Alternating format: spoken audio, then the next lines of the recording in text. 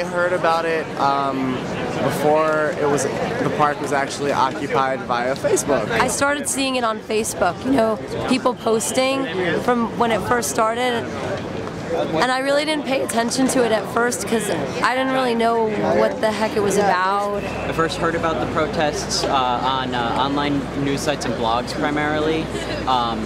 I listened to places that were kind of picking up the story there.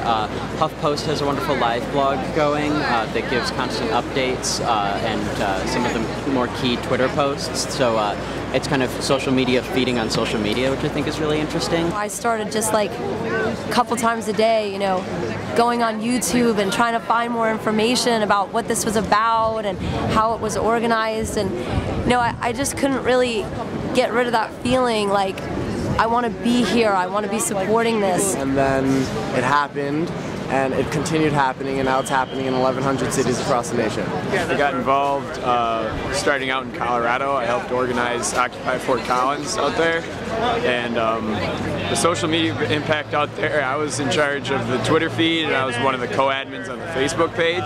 There's an Occupy Wall Street NYC Twitter account, and then you can also follow the trending hashtags, or they're not trending, which is interesting, but you can follow the hashtags to see what everybody is saying. It's a crucial tool in organizing, not just like on a local level, but on a national level and on a global level. We were able to communicate with people from Barcelona and Madrid and Athens, Greece, and talk about what's needed to start this occupation, what's needed to, you know, tactically, logistically. We did all of our organizing before we actually convened our first General Assembly in Fort Collins on Facebook.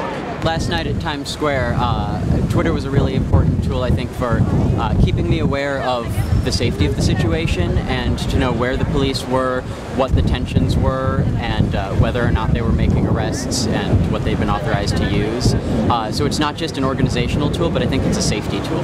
The main positive I see from social media is that it has that ability to send information from all across the world and to synchronize the movement, the occupation movement, which is going on everywhere now. Social media has played a huge part in a lot of the protests and revolutions and discontent that we've seen lately, like Arab Spring, Greece, Eurozone crisis, here.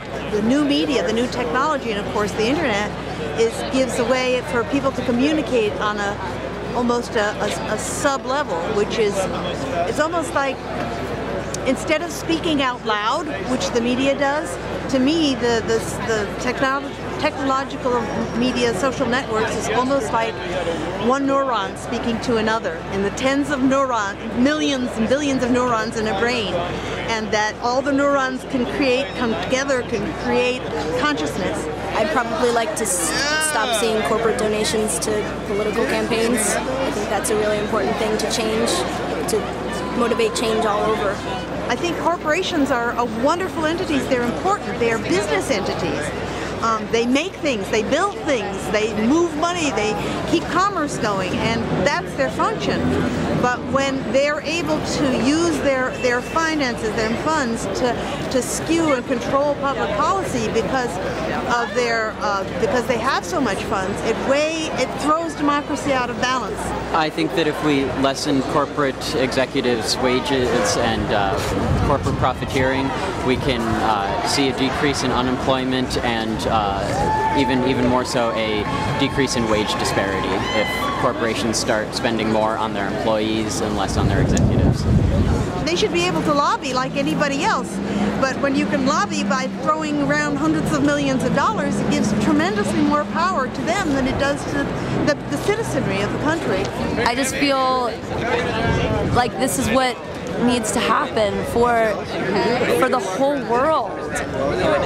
And although technology has its bad parts, I think this is a great aspect of technology because anybody can find the information and then come here and learn more about it. I think it's an important tool, and I think that it is the grand populist tool of people to unite for whatever cause it is, whether it's this one or any cause. I think that it is the way of the future as far as dissidents and organization and politics and society. You know, I do my little bit, and I hope that if enough people care and enough people become educated and we all use the media to learn what we can do, we can work through the system. Some people I've met have said, oh, I'm an anarchist, the whole thing's going to collapse. And I can't go there. I have to believe that if people care enough, people can make change.